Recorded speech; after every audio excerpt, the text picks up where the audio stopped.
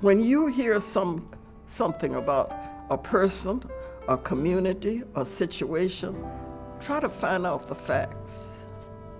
And if you find out the facts is something that you think is wrong, then be willing to do something about it. Sitting and complaining to somebody else is not going to help it. You've got to be willing to get up and take a stand when you see a wrong being done. I was born in Arkansas, but my family moved to Louisiana when I was like 1 year old. Monroe, Louisiana was a place. My grandfather was there, so that was one of the reasons my family moved to Louisiana. My grandfather was a farmer. He lived out on a farm and he had his own farm. My dad worked as a laborer for the gas company. I have 4 sisters. It was 5 girls, and we grew up in Monroe. All of us lived there until they were adults, really. And then we moved to California in '44. I grew up in an area where we had friends, all kinds of friends. Everybody who knew my mother and my father knew they were good people. They respected other people, but other people knew they had to do the same with them. So I didn't experience any of the horrors that you hear about the South. I came out to California. I had 2 sisters living here, and I came out to visit them. When I came out to visit them, my dad and mom had paid for their property. They had a house and 3 lots, and they had paid for their property, and my dad went to the courthouse to get the deeds. And they told him he couldn't get the deeds. They'd give him a copy, but they kept the original in the courthouse. It made my father so angry, he said, if I can pay for my property and I can't have my deeds when I'm ready, I don't need to be here. So he called me, who was out here visiting my sisters, and said, go and look for a place to buy. Well, I found that it wasn't the dream city that I had heard because minorities couldn't buy west of Maine at that time in 42 and 44. They couldn't buy a house west of Maine. And I kept looking and looking all over this city, and it was not what I had heard. A lady, as a matter of fact, a lady had bought a house on 18th and Central. I'm sure you know where 18th and Central is. And the house had a swimming pool. When she went to work, the people, the neighbors, went into her house and threw all of her furniture in the swimming pool because she wasn't supposed to buy there. So I kept looking to find a place, and a friend of mine, who at the time was a police officer, he was taking me every day looking for a place to buy. And he said, there's a new place that's in South Los Angeles. The government has ordered this land to be used for homes. So I put a bid on one of the houses. I stayed there with my father and mother. And when my mother was only here 3 years, and she passed away.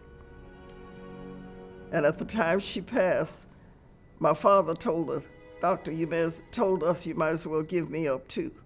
I don't want to live without your mother. And my father only lived a year and a half after my mother died.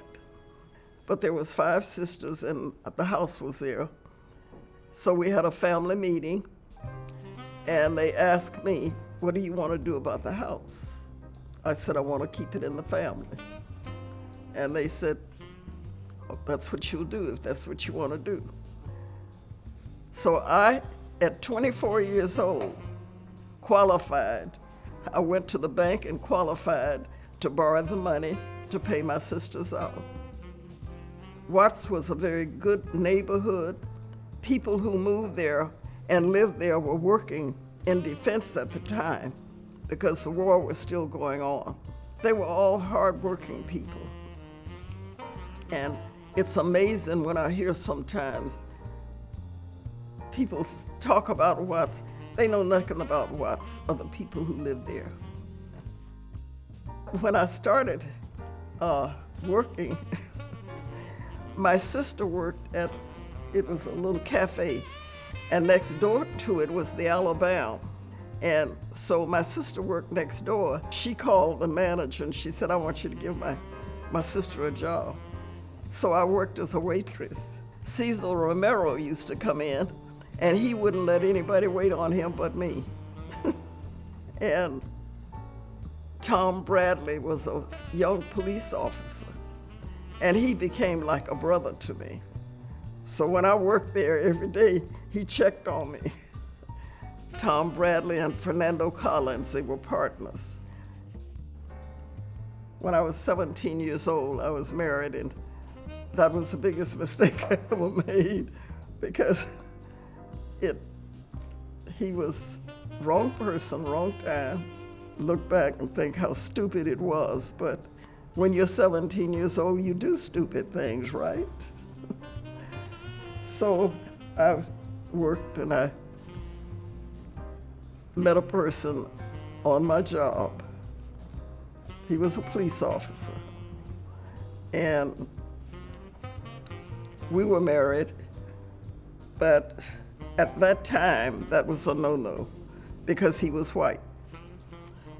And it was a hard time going through that because they went after him with a vengeance.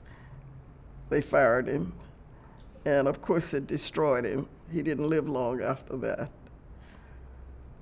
So I made up my mind I was going to just raise my children. I had 2 children, and forget about marriage. But I guess it wasn't meant to be. I met my husband through another friend. I was so shocked because he was a very nice person. But he said to my friend that I was with, he said, I really like your girl. And I will never do nothing behind your back because I'm your friend, but I'm gonna try to get her. We were married for 35 years when he died. We were married. And we had a wonderful life for 35 years. I started working with the police because I was so angry with them. And my mother always said, if we complained about something, she would say, what are you willing to do about it? If we said nothing, she said, then you don't have a right to sit here and complain. So I thought about that, and I said, I'm gonna find a way to fight them.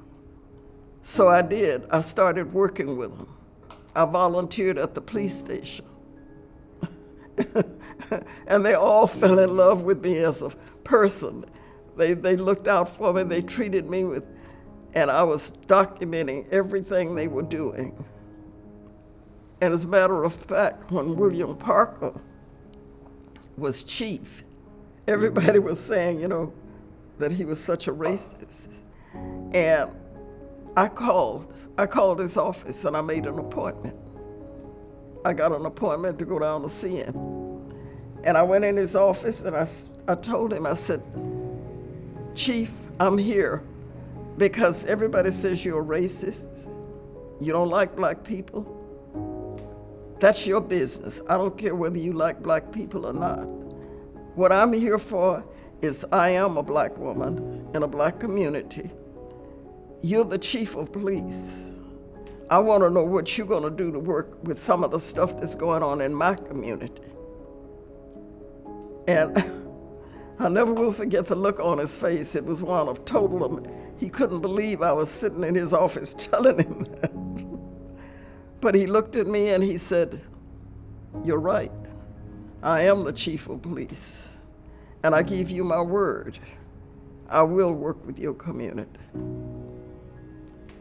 And the man did make a lot of changes. The people don't even know about. He did a lot of things to change LAPD. I became friends with a lot of police officers, but Chief Gates, again, they called him a racist too. They said he was a racist. And I didn't know him, but I met him on purpose, and we became friends for 30 years. He came to me one day and he said to me, he said, "Ozie, I want to ask a favor of you." And I said, "What is it?" He said, "I want you to do some sensitivity training for my officers." I said, "Well, Chief, I'm sorry. I'm not qualified. I'm not a teacher." He said, "Yes, you are. You taught me, and that's what I want you to teach my men." And he was serious. He kept calling me, so I did.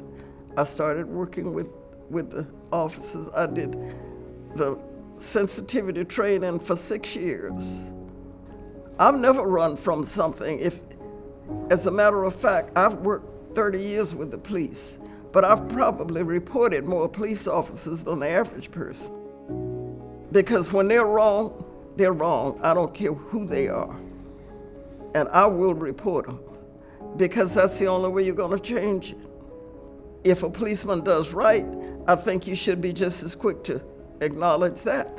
I think people need to be more honest, even with the police. Tom Bradley was running again for mayor, and another guy was running against him. I turned on the radio, and Chief Gates was on the radio, and he was saying, "I'm voting for a real man." I called him and I said, "Chief, what are you doing?" He said, "What do you mean, Ozie?" I said, "I just heard you on the radio." I said, "You're swiping at Bradley. Everybody know you don't like Bradley. But why would you take this fight on? You got enough fights of your own. Why you want to get in the middle of this?" And he got real quiet. He didn't say it. And I said, "Well, Chief, you said I'm your friend. I'm telling you what you needed to hear, not what you wanted to hear. So you do what you need to do." And I hung up. But that's the kind of friendship we had. I told him what he needed to hear, not what he wanted to hear. As a matter of fact, he sent his deputy out to ask me about serving as a commissioner with the Housing Authority. So I served 20 years on that board. I served 18 as president of the board. I had just become the president of the board, and the woman asked me, she came in from Normal Terrace, a Hispanic lady, and she was crying, and she said, "Commissioner, everybody said you work with the people. Please help us. The drug dealers have taken over Normal Terrace." I called a friend of mine who later adopted me as her mother. She was a lieutenant with LAPD. And I told her I want to go to Normal Terrace. So Kathleen got a van and got 3 police officers in there. And we went to Normal Terrace at night. And the lady wasn't lying. Before we drove a half a block in there, 3 drug dealers had approached us. So I went to Washington to meet with the HUD people in the Congress. And I told them what the problem was. I said, "Let me tear it down and rebuild it." And they laughed at me. Whoever heard of having public housing mixed? Who would buy a unit in a mixed? I said, "How do you know? Have you ever done it? How do you know it won't work?" So they were determined to laugh about it. I was just as determined. For 6 months, I went to Washington every month, and I was in their face. They finally got so tired of me, they finally said, "Let her go ahead and do it. She's not gonna finish it anyway." So it started, in fact, that was the first time in the history of the Housing Authority they ever had mixed housing. So it is beautiful. It's called Harbor Village now. If you ever go out there and see it, you'll love it. I fought Washington. I said, "We have plenty of money as a housing authority, why can't we hire these people? And we were able to start hiring people within living in the project. And those are some of the hardest working people you would ever meet. They had just never had a chance because nobody would give them a job. I have 3 children. I've lost 2 of them. My oldest daughter passed 4 years ago, and then my youngest daughter passed last year. They named a building in her honor at Mount St. Mary. My oldest daughter was the first African-American senior executive secretary at TRW. My second daughter, Barbara, she was with USC for a long time with Dr. Buskirk. And my third daughter, Bernadette, she was at Mount St. Mary College. She received the Estelle Doheny Award and the Laurel Award, the only person to ever receive those 2 outstanding alone. The project that they named after me, it's on 103rd, just west of Compton Avenue. One day, Mayor Reardon and Rudy Savoynich, he was a councilman and Mayor Reardon was the mayor. And I don't know what the reason was, but they called me and they told me that they were going to name a building in my honor. Hacienda Village is really named the Gonzaque Village now, Ozie Gonzaque Village.